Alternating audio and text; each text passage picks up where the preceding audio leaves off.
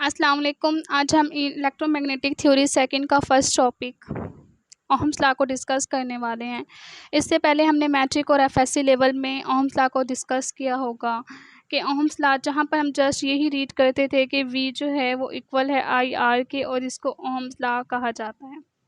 आज हम इसकी थोड़ी सी हिस्ट्री के बारे में डिस्कस करेंगे कि जॉर्ज साइमन ओहम्स जो थे वो फर्स्ट फिजिस्ट थे जिन्होंने हमें करंट और वोल्टेज के दरमियान एक रिलेशन को रिप्रेजेंट किया था कि करंट और वोल्टेज जो हैं वो आपस में डायरेक्टली रिलेट करते हैं और करंट इन्वर्सली रिलेट करता है रेजिस्टेंस से। जब टेम्परेचर को कांस्टेंट रखा जाए तो उसे ओहम्स लॉ का नेम दे दिया गया।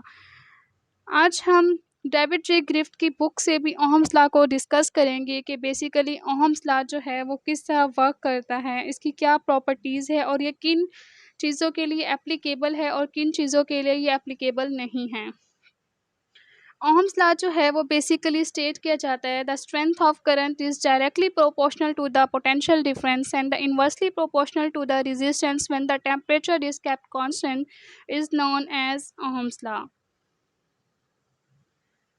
अगर हम इसी तरह किसी भी सर्किट में या किसी एक्सपेरिमेंट के दौरान किसी करंट को प्रोड्यूस कराना चाहें ओहम्स लॉ को एप्लीकेबल करते हुए, तो हम किस तरह करंट को प्रोड्यूस करा सकते हैं। हमें पता है कि चार्जेस चार्जेस की फ़्लो की वजह से करंट जो है प्रोड्यूस होता है। जितना ज़्यादा चार्जेस का फ़्लो होगा उतने ज़्यादा करंट जो होगा प्रोड्यूस होगा। अगर यही चार्जेस रेस्ट पर पड़े हुए हैं, अगर ये चार्जेस रेस्ट पर पड़े हुए हैं, इनमें कोई भी फ़्लो नहीं है, कोई मूवमेंट नहीं है, एक्सेलरेशन नहीं है, तो करंट भी प्रोड्यूस नहीं होगा। यानी चार्जेस का फ़्लो जो है वो डायरेक्टली रिलेट करता है एक्सेलरेशन से। अगर हम किसी भी सर्किट में या किसी एक्सपेरिमेंट में कोई करंट प्रोड्यूस कराना चाहते हैं तो उसके लिए नेसेसरी है, ज़रूरी है कि हम चार्जेस को फ़्लो कराएं। और चार्जेस को फ़्लो कराने के लिए हमें किसी न किसी फ़ोर्स की रिक्वायरमेंट होगी कि हम इन चार्जेस पर कुछ ना कुछ, इन रेस्ट पर पड़े हुए चार्जेस पर कोई ना कोई फ़ोर्स अप्लाई करें, जिसकी वजह से ये चार्जेस जो होंगे वो फ़्लो करेंगे और फ़्लो की वजह से क्या होगा, करंट प्रोड्यूस होगा। तो इसके ज़रिए हम एक और रिलेशन को रिप्रेजेंट करते हैं। जे जो है वो डायरेक्टली रिलेट है एफ से, जहाँ पर जे जो है ये करंट डेंसिटी है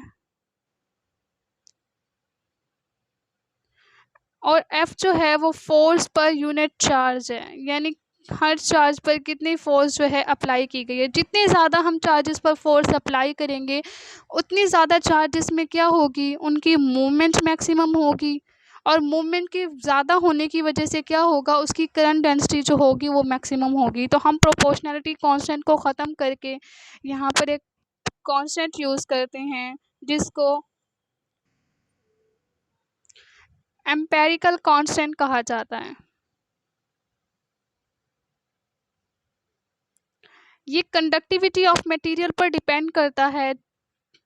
यानी जितना अच्छा हम कोई भी कंडक्टर यूज़ करेंगे, ऐसा कंडक्टर जो प्योर हो, सेमीकंडक्टर की बात नहीं करें, अगर हम कोई प्योर कंडक्टर यूज़ करेंगे तो वहाँ पर करंट मैक्सिमम होगा और अगर करंट मैक्सिमम होगा तो उसकी रेजिस्टेंस क्या होगी, नेग्लिजिबल होगी।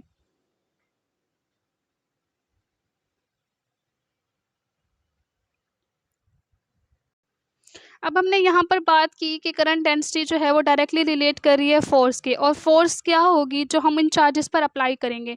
यानी अगर हम चार्जेस के फ़्लो के लिए कोई फोर्स अप्लाई करना चाहते हैं तो फोर्स जो है वो मैकेनिकल भी हो सकती है, हीट एगिटेशन की वजह से भी फोर्स यूज़ की जा सकती है, केमिकल फोर्स भी हो सकती है। लेकिन हम यहाँ पर इलेक्ट्रोडायनामिक की बात कर रहे हैं तो यहाँ पर हम जो फोर्स यूज़ करते हैं वो इलेक्ट्रोमैग्नेटिक फोर्स होती है। और इलेक्ट्रोमैग्नेटिक फोर्स क्या होती है, E plus V cross B के। तो हम इस फोर्स की वैल्यू जो है इस इक्वेशन में पुट कर सकते हैं। तो जे इक्वल हो जाएगा sigma into E plus V cross B. अगर हम कहें कि जो करंट की जो मूवमेंट है, करंट की जो स्पीड है यानी वेलोसिटी जो है, अगर वो इतनी मिनिमम हो कि उस इतनी नेग्लिजिबल कर दी की जा सके, यानी इतनी मिनिमम हो कि उसे हम निगलेक्ट कर सकें, तो वी क्रॉस बी क्या हो जाएगा, ज़ीरो हो जाएगा। तो जे इक्वल होगा सिग्मा ई के। ओहम्स लॉ की पहली इक्वेशन जस्ट ये थी जो जियोड साइमन ओहम ने ली थी। अब हमारे पास जो एक और न्यू फॉर्म आ गई है, ये भी एक स्पेशल फॉर्म है किसकी, ओहम्स लॉ की, जो हमें बेसिकली रिलेशन देती है करंट डेंसिटी का रिलेशन विद इलेक्ट्रिक फील्ड के साथ। ये हमें क्या बताती है कि मीन जितना ज़्यादा चार्जेस, जो चार्जेस डेस्क पर पड़े हुए हैं उन पर हम जितनी ज़्यादा फोर्स अप्लाई करेंगे, उन चार्जेस में मूवमेंट होगी, फ्लो होगी, और फ्लो की वजह से क्या होता है, करंट प्रोड्यूस होता है, और करंट की वजह से हमें क्या मिलती है, इलेक्ट्रिक फील्ड मिलती है। अगर इस एम्पेरिकल कांस्टेंट की वैल्यू ज़ीरो हो जाए, यानी हमारे पास जो कंडक्टर है वो बेसिकली कंडक्टर रहे ही ना, अगर एम्पेरिकल कांस्टेंट ज़ीरो हो जाए तो ये जो कंडक्टर में वर्क कर रहा था ये अब एज अ इंसुलेटर वर्क करेगा, मेन ये प्योर इंसुलेटर हो जाएगा।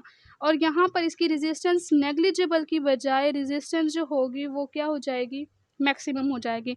इस तरह ये हमारे पास जो है ओहम्स लॉ की एक स्पेशल फॉर्म आ गई है जो हमें करंट डेंसिटी और इलेक्ट्रिक फील्ड के बारे में रिलेशन देती है कि मीन हम करंट को प्रोड्यूस कर सकते हैं किसी भी चार्जेस पर, कोई भी फोर्स जो बेसिकली इलेक्ट्रोमैग्नेटिक फोर्स हो उसको अप्लाई करके हम चार्जेस में मूवमेंट प्रोड्यूस कर सकते हैं, और चार्जेस में मूवमेंट की वजह से करंट प्रोड्यूस होगा, और उसकी मदद से हम करंट का रिलेशन इलेक्ट्रिक फील्ड के साथ भी कैलकुलेट कर सकते हैं।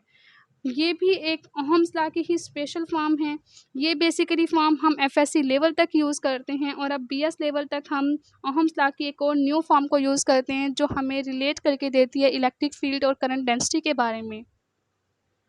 होपफुली आप सबको ये लेक्चर समझ आ गया होगा। अगर किसी का कोई भी क्वेश्चन है तो वो कमेंट सेक्शन में पूछ सकते हैं। अल्लाह हाफिज़।